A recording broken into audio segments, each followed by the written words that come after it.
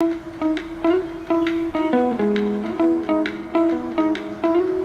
everyone, this is Samsul Arvind Piyash and you are watching Nubara. Welcome to another daily vlog. তো একটা trend শুরু করছি ইউটিউবে, daily blog নিয়ে একটা প্লেলিস্ট খুলছি।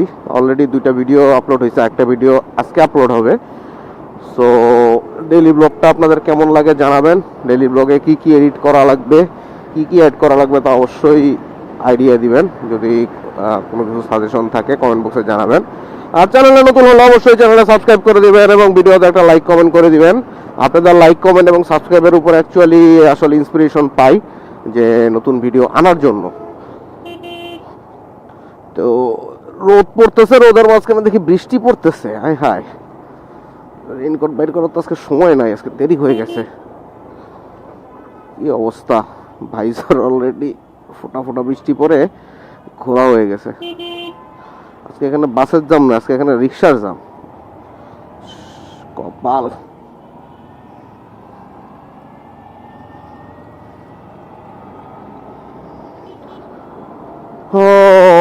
এই রোডটা আসলে এত বেশি অটো চলে, রোডটা একটু প্যারাদায়ক হয়ে গেছে ইদানিং। অটোর আমার কাছে একটা মূল কমপ্লেন হচ্ছে হলো অটোর ইন্ডিকেটর এবং অটোর লুকিং গ্লাস। অটোর জন্য আমার মেন কমপ্লেনের জায়গা আসলে এইটাই, যে না ওদের আছে লুকিং গ্লাস, না আছে ইন্ডিকেটর। যে ওরা যখন কোনো দিকে মন নিবে ভাবে, ইন্ডিকেটর না থাকার কারণে পিছনের জন্য অ্যাকচুয়ালি আসলে বোঝেও না সে কোন দিক যেতে যায়। আরেকটা হলো যে লুকিং গ্লাস, সে যখন কোনো দিক ডানে বামে কাট করতেছে গাড়ি, ফাস্ট করে গাড়ি ঘুরে দেয়, তাদের তো আসলে আপনার টার্নিং রেডিয়াস অনেক কম, মন চাইলেই তারা গাড়ি জায়গার মধ্যে ঘুরে দিতে পারে। সো তাদের লুকিং গ্লাস না থাকার কারণে তারা আসলে বোঝে না যে পিছনে গাড়ি আছে না নাই। কিছু করার নাই। এটা বুয়েটের দেখলাম একটা বুয়েট সার্টিফাইড হচ্ছে হলো অটো বের করা শুরু করছে। তো ওটা টেসলারই আপডেটেড ভার্সন। আসলে এদের হলো লাইসেন্স থাকা উচিত। অটোর মেইন আমার কাছে কমপ্লেন যেটা লাগে, অটোর হলো লাইসেন্স না থাকার কারণে তাদের আসলে কোনো ভয় নাই। তারা রং সাইড দিয়ে যাক বা যাই দিয়ে যাক, তার মামলা দেওয়ার তো কিছু নাই। তো গাড়ির নাম্বার অথবা লাইসেন্স কোনো একটা এগেন্সে যদি তাদের মামলা দেওয়া যায়, তো ওই আমাদের মতো ধরেন 1-2 হাজার টাকা মামলা খাওয়ার ভয়ে অটোমেটিক তারা কিছুটা হইলেও শুধরে যেত, যেটা তারা শুধরানোর আসলে জায়গা নাই তাদের নাম্বার প্লেট আর লাইসেন্স থাকা, রেজিস্ট্রেশন আর লাইসেন্স না থাকার কারণে। আজকে আবহাওয়াটা একটু ঘুমের আবহাওয়া, আসলে ঘুমাইতে পারলে হচ্ছিল খুব শান্তি লাগতো। কিছু করার নাই, অফিস তো যেতেই হবে। আমার কলিগ মাসুম ভাই আজকে আসবে না, বাড়ি গেছে। সে না আসলে হয়তো চিন্তা করতাম আজকে না যাওয়ার, খুব টায়ার্ড লাগতেছে আজকে।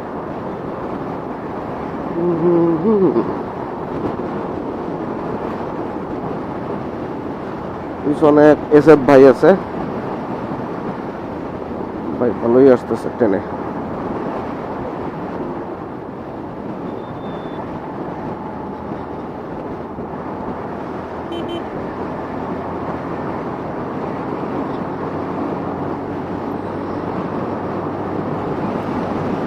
এই রাস্তাটা উঠলেই ভালো লাগে, রাস্তাটা সুন্দর মতো চলে যায়, এক্সপ্রেসের মতো হয়ে গেছে আসলে।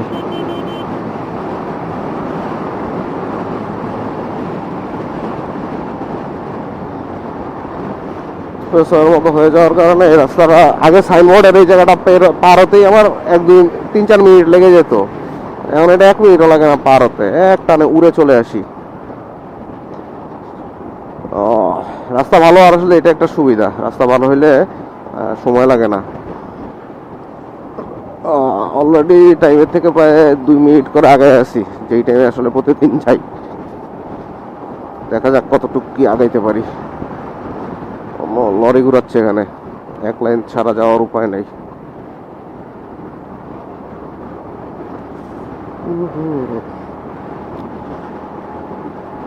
সামার পর ইউটার্ন চলে আসছে, ইউটার্নটা মেরে দিব এখন।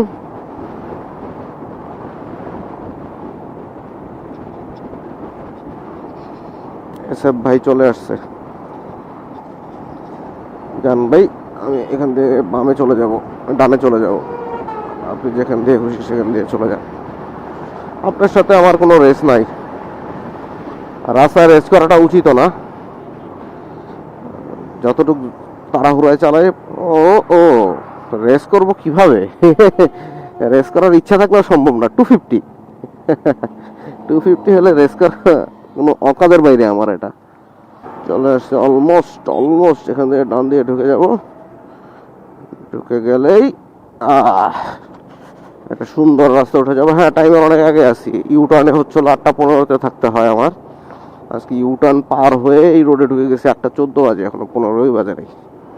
সো টাইমের যথেষ্ট আগেই আছি। টাইম নিয়ে কোনো আজকে প্যারা হওয়ার কথা না, যদি ইপিজেডের বাইরে একটা জামে পড়ি অথবা পোলে একটা জামে পড়ি। আর এই রাস্তাটা তো প্রতিদিনই আপনারা দেখেন। এই রাস্তাটা আসলে সকালবেলা এই ধরনের আবহাওয়ায়, বিশেষ করে শীতকালে খুব শান্তি লাগে। শীতকালে গত শীতে এখান দিয়ে কুয়াশা এমন অবস্থা হয়েছিল, মেন রোডেও কুয়াশা ছিল। সাইনবোর্ডের আগ পর্যন্ত হচ্ছিল রোদ ছিল, সাইনবোর্ড না সরি, রায়েরবাগের আগ পর্যন্ত। রায়েরবাগে পরপর হঠাৎ করে দেখলাম সূর্যটা ভ্যানিশ হয়ে গেল সামনে থেকে। হ্যাঁ, সূর্য ভ্যানিশ হয়ে যাওয়ার পরে আপনার আস্তে আস্তে করে মানে কুয়াশা হালকা হালকা হতে থাকলো, যদি অত কুয়াশা ছিল না। সাইনবোর্ড থেকে হচ্ছিল আর একটু বেশি আসলো কুয়াশা। আর এই রোডটা যখন ঢুকছি আমি লিটারেলি 1 ফুট দূরের জিনিস আমি দেখতেছি না, একদম অন্ধ। 1 ফুট দূরের জিনিসও আমার কাছে ভিজিবল না। ওই দিন কীভাবে জানি চলো ফগ লাইট টগ লাইট জ্বালাইয়া হচ্ছিল, কিছু না দেখলেও 20-25-এ কীভাবে জানি টানছি। 20-25 কোনো জায়গায় 10-15-তে টানছি, বুঝতেছি না দেখে। হর্ন বাজাইতে মানে একটা প্যাথেটিক একটা সিচুয়েশন ছিল। ভীতিকর, প্যাথেটিক না অ্যাকচুয়ালি, ভীতিকর একটা সিচুয়েশন ছিল। এই যে এই ধরনের কোনো ট্রাক ওদিন সামনে আসে নাই, এটাও একটা শান্তি। পুরা এগুলি জাস্ট একদম ইপিজেড গেট পর্যন্ত। ইভেন আপনার ইপিজেডের ভিতরে তাও হচ্ছিল কিছুটা ভিজিবিলিটি ছিল, বাট এই যে গলিগুলি আর হচ্ছিল এই রাস্তাটা একদম মানে রাস্তাটা মুখস্থ বিধায় ধরেন আমি যেতে পারছি। আর রাস্তাটা মুখস্থ না হইলে আমার এখানে মানে একদম 5-10-এ আসা লাগতো। জাস্ট মানে অন্ধের মতো চালাইছি। এটা একটা অন্ধের মতো চালাইছিলাম। আর একটা অন্ধের মতো হচ্ছিল এই কুয়াশারই একটা এফেক্ট পাইছিলাম সাজেক থেকে খাগড়াছড়ি থেকে ব্যাক করার টাইমে। খাগড়াছড়ি থেকে ব্যাক করার টাইমে অনেকটু খুব সুন্দর আসছি, একদম মানে সকালবেলা শীতকাল, সুন্দর একটা আবহাওয়া আসতেছি। তারপর একটু সামনে আসার পরে হঠাৎ করে আপনার হচ্ছিল দেখলাম হালকা একটা কুয়াশার চাদর দেখা যাচ্ছে। তা আমি ক্যামেরায় দেখাচ্ছি এই যে কুয়াশার চাদর দেখা যাচ্ছে। তার একটু পরে মানে প্রথমে আমি কিছু দেখা না অফ করে দিলাম। তারপর দেখলাম একটু পরে ভাইজর এন্টিফক থাকার পরও ভাইজর বাইরেটা খোলা হয়ে গেছে।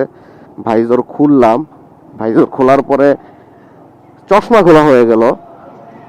তারপরে হলো একটা সময় যে মানে পুরো পানি হয়ে গেল। হ্যাঁ, তো থামাইলাম গাড়ি, তো গাড়ি থামায় চশমা টশমা ভাইজর সব ক্লিন করে আবার রওনা দিলাম। একটু পরে আমার থামা লাগছে। তো ওই জায়গায় প্রায় 1 ঘন্টার মতো টানা কুয়াশা পাইছি।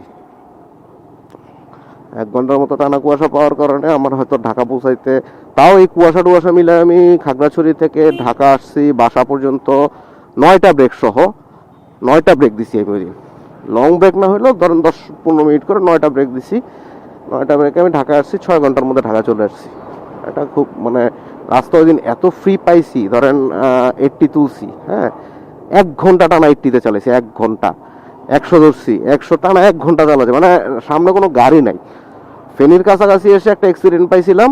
ওই অ্যাক্সিডেন্টটা হচ্ছিল পুলিশ হলো রাস্তা অফ করে দিচ্ছে গাড়ি তুলবে দেখে। তো ওইখানে ধরেন যে আমি হলো ফাঁক দিয়ে বের হয়ে গেছি। বের হয়ে যাওয়ার পরে মানে এরপরে লিটারেলি আমার সামনে পিছনে কোথাও কোনো গাড়ি নেই। সামনে 2-একটা যা ওভারটেক করছি, পিছন থেকে আমাকে কোনো বাস টাস কিছু ওভারটেক করতেছে না, কারণ ওই জায়গাটা খুব সম্ভবত অনেকক্ষণই বন্ধ ছিল। অনেকক্ষণ বন্ধ থাকার কারণে ওই জায়গা থেকে আমাকে কেউ ওভারটেক করে নাই। মানে এই জন্য আমি গাড়ির আসলে প্যারাও পাই নাই, খুব শান্তিতে আসছি। সোলো ট্রিপের মজা ওই দিন খুব ভালো মতো পাইছি।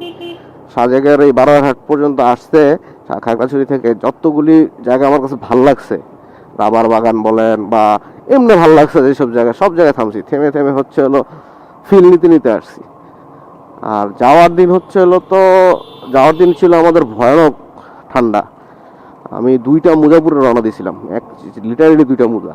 আমি তাও পায়ের মধ্যে বাতাস যে ঢুকতেছে, মানে আমি ঠান্ডা কাভার করতে পারছে না আমার 2 মোজাও। তো ওই দিন ভালো কষ্ট হয়েছে। তবে ওই গ্রুপটার সাথে যে ট্যুরটা ভালোই ছিল, জাস্ট ওদের একটা মূল সমস্যা লাগছে, ওরা হলো রাস্তার বাম সাইড দিয়ে ওভারটেক করে, যেটা আমার কাছে খুবই অপছন্দের। আমি ওভারটেক ডান সাইড দিয়ে করবো, 1 মিনিট পরে 5 মিনিট পরে হলো আমি ডান সাইড দিয়ে করব। কিন্তু প্রবলেম হয়ে গেছিল, তারা তো বাম দিয়ে ওভারটেক করতেছে, তো আমার তাদের সাথে তাল মিলাইতে হইলে বা তাদের ধরে রাখতে হইলে আমারও ডান দিয়ে ওভারটেক করতে হয়েছে। এটা আমার কাছে খুব রিস্কি লাগে। একটু যদি বাস বা ট্রাক বা প্রাইভেট জাস্ট হালকা এক চুলও যদি আপনার ডানে নেয়, ঠিক আছে, এই বামে নেয়, বামে নিলে আপনি যদি একটু ভিসকান, সাঁতার সাঁতার কিন্তু আপনি রাস্তার বাইরে চলে যাবেন। সো আমার কাছে এই জন্য বাম দিয়ে ওভারটেক করাটা আমার কাছে রিকমেন্ডেড না। তবে আমরা করি অনেক সময় ঢাকা চিটাগাং হাইওয়েতে, অনেক সময় প্রয়োজনের খাতিরে ডান বাম দুটা মিলেই করি। দেখা গেছে একটা লম্বা জ্যাম আছে, বাম দিয়ে গেলে আপনি পার হয়ে যাবেন, কিন্তু এখানে রিস্ক ফ্যাক্টরটা থাকে। একটা রিস্ক আমি এই লাস্ট কক্সবাজার থেকে আসার সময় পাইছি, বাম দিয়ে ওভারটেক করতেছি, হঠাৎ করে দেখি চললো, মানে ওটা সেকেন্ডের মধ্যে চলে গেছে, আমি কন্ট্রোল করে নিছি। ধরেন এই বাম দিয়ে যাচ্ছি, বামের এখানে হচ্ছিল কুকুর মরে আছে, ঠিক আছে, কুকুর মরে রাস্তার ওই বাম সাইডের অর্ধেক ছিল কুকুর এসে আছে, আমি হালকা একটু ডানে নিয়ে চলে গেছি। কিন্তু যদি কুকুরটার উপরে পড়ি, কুকুরের উপর ওই জায়গায় তখন আমার গাড়ি ধরেন 70 বা 70+ আসছিল, এখানে কিন্তু উড়ে যেতাম, একদম লিটারেলি বলা যায় উড়েই যেতাম, এটা কোনো মাপই নেই। যাক, আমরা সবাই সাবধানে রাইড করব। আর এই অফিসের কাছাকাছি চলে আসছি, যাই অফিসে ঢুকবো। ঢুকে আজকে শনিবার, একটু কাজের প্রেশার থাকবে, তারপরে আবার এক কলিগ নাই, সো ডিপার্টমেন্টে আমি একলাই। আমার ডিপার্টমেন্টে হেড অফিসে আমরা 2 জন, আগে ছিল 1 জন, সে খুব প্যারা খাইছে। তার আগে ছিল প্রায় 10-15 জন, করোনায় ছাঁটাই হইতে হইতে ওই 1 জন টিকছে। তো আসলে ওনার জন্য কষ্ট হয়ে যেত ছুটি ছাটা ম্যানেজ করা। আমি আসার পরে ওনার একটু এদিকটা একটু ফ্লেক্সিবল হয়েছে, কিছু কাজ ভাগ হয়েছে, বিষয় না। ওনার যেমন সুবিধা হয়েছে, উনি থাকায় তো আমারও সুবিধা হয়েছে। আমিও তো ওনার জন্য ধরেন আমিও ছুটি ছাটাগুলি সুন্দর মতো পাই। আর আল্লাহর রহমতে যত কোম্পানিতেই চাকরি করছি, কোথাওই আমার কখনো মানে ছুটি নিয়ে, মানে এই যে মানুষের এত কমপ্লেন দেখি না যে ছুটি দেয় না বসেরা, কর্পোরেট অফিসে ছুটি নিয়ে তালবাহানা করে, বাট সামহাউ লাকিলি আমার হচ্ছে হলো এই ধরনের কোনো বস পড়ে নাই। আমি নিটলে থাকতো, আমার ছুটি ছাটা খুব সুন্দর মতো কাটাইছি, একদম প্রপারলি কাটাইছি। সারেন্সে তো ছুটি ছিল না অ্যাকচুয়ালি, আমাদের ধরেন আমরা ছুটি নিতামই না, যদি মানে লিগাল হিসাব করে এই 4 বছরে আমাকে 4.5 বছর 5 বছর আমার কোনো ছুটি দেখাইতে পারবে না। বাট